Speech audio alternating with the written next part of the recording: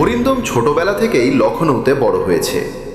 দীর্ঘ কয়েক বছর পর সে তার নিজের গ্রামে ফিরছিল, যা পশ্চিমবঙ্গ ও বাংলাদেশ সীমান্তের এক নির্জন প্রান্তে অবস্থিত।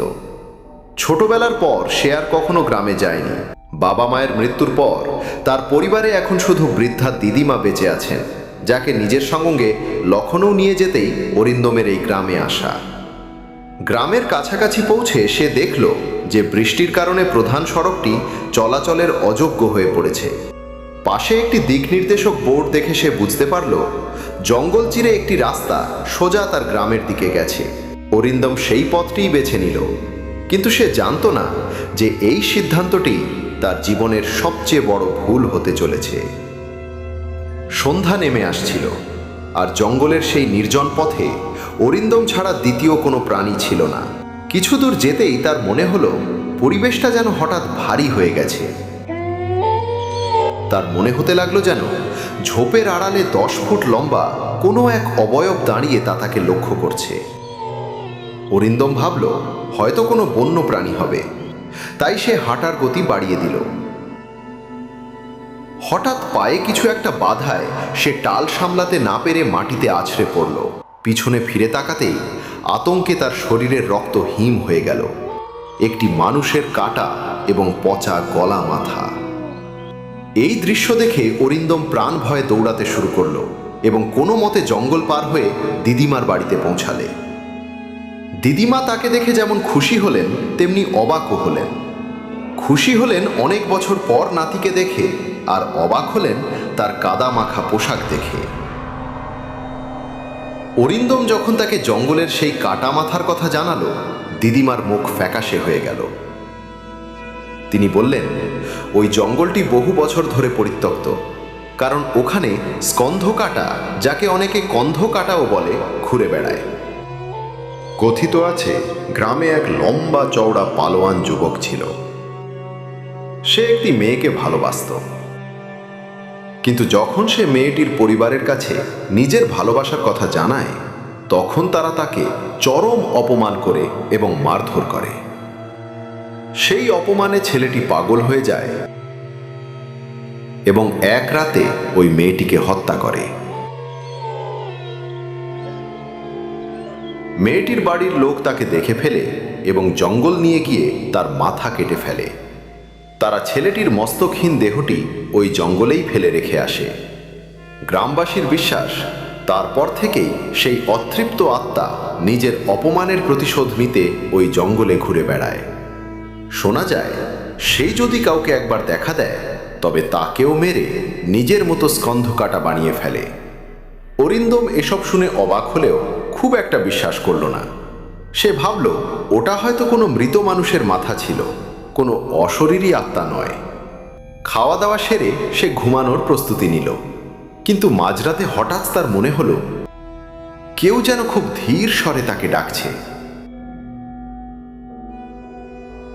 উঠে দেখল ঘরে কেউ নেই। দিদিমার ঘরে গিয়ে দেখল তিনি গভীর ঘুমে আচ্ছন্ন। অরিন্দম ভাবল হয়তো ক্লান্তির কারণে তার মনের ভুল হচ্ছে, কিন্তু আবার বিছানায় গা এলিয়ে দিতেই সেই একই শব্দ তার কানে এলো।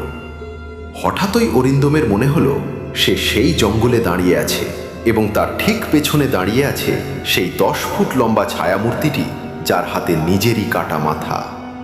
সেই পচা গলা বিভৎস মাথাটি অরিন্দমের কাছে সাহায্য চাইল, যাতে সে মাথাটি পুনরায় তার শরীরের উপর জুড়ে দেয়। সাহায্য চাইবার পরেই সেই স্কন্ধ কাটা ভয়ঙ্করভাবে হাসতে শুরু করল। আতঙ্কে অরিন্দমের ঘুম ভেঙে গেল। চোখ খুলেই সে দেখল এই কাটা মাথাটি ঘরের মাঝখানে শূন্যে ভাসছে এবং একইভাবে অট্টহাসি হাসছে। অরিন্দম এতটাই আতঙ্কিত হয়ে পড়েছিল যে সে বিছানা থেকে নড়ার শক্তিটুকুও হারিয়ে ফেলেছিল। তার চিৎকারে দিদিমা ছুটে এসে ঘরের আলো জ্বালিয়ে দিলেন। আলো জ্বলে উঠতেই মাথাটি অদৃশ্য হয়ে গেল। দিদিমা জানতে চাইলে অরিন্দম বলল যে সে একটা দুঃস্বপ্ন দেখেছে মাত্র। পরদিন অরিন্দম গ্রামবাসীর কাছে স্কন্ধ কাটার আরও অনেক গল্প শুনল। একটি কাহিনী ছিল এমন, যদি কেউ ওই কাটা মাথাটি তার ধরে যেতে পারে, তবে সে পুরো গ্রাম ধ্বংস করে দেবে, আর যারা তা পারে না তাদের সে প্রাণ কেড়ে নেয়। সেই রাতে অরিন্দম তার ঘরে ঘুমাতে গিয়ে দেখল জানলার বাইরে এক দীর্ঘকায় মানুষ চাদর মুড়ি দিয়ে দাঁড়িয়ে আছে। হঠাৎ অরিন্দমের দম বন্ধ হয়ে আসতে লাগলো। সে দেখল স্কন্ধ কাটার সেই মাথাটি তার ঠিক পেছনে এবং নিজের চুল দিয়ে তার গলা টিপে ধরছে। কিছু বুঝে ওঠার আগেই সে জ্ঞান হারিয়ে ফেলল। কিছুক্ষণ পর যখন তার জ্ঞান ফিরল, সে দেখল দিদিমা তার সামনে বসে আছেন। অরিন্দম কান্নায় ভেঙে পড়ল এবং দিদিমাকে সব কথা খুলে বলল। দুজনেই ঠিক করল যে সকাল হতেই তারা গ্রাম ছেড়ে চলে যাবে। দিদিমা সেই রাতে অরিন্দমের ঘরের মেঝেতেই শুয়ে পড়লেন। কিন্তু কিছুক্ষণ পর যখন দিদিমার চোখ খুলল, তিনি দেখলেন অরিন্দম বিছানায় নেই। সারা বাড়ি খুঁজেও তাকে পাওয়া গেল না। দিদিমা গ্রামবাসীর সাহায্য নিয়ে জঙ্গলের দিকে ছুটলেন। সেখানে পৌঁছাতেই এক ভয়ঙ্কর গর্জন শুনতে পেলেন। সবাই দেখল অরিন্দম একটি বিশাল তলোয়ার নিয়ে দাঁড়িয়ে আছে। তার চোখের মণি সাদা হয়ে গেছে এবং সে উন্মাদের মতো আচরণ করছে। দিদিমা চিৎকার করে তাকে ডাক দিলেন, কিন্তু ডাক শোনা মাত্রই অরিন্দম সবার সামনে নিজের তলোয়ার দিয়ে নিজেরই মাথাটি কেটে ফেলল। এই বিভীষিকাময় দৃশ্য দেখে গ্রামবাসী আতঙ্কে পালিয়ে গেল। বছরের পর বছর পর কেউ আবার স্কন্ধ কাটার বলি হল। সেই ঘটনার পর পুরো গ্রামটি চিরতরে পরিত্যক্ত হয়ে যায়।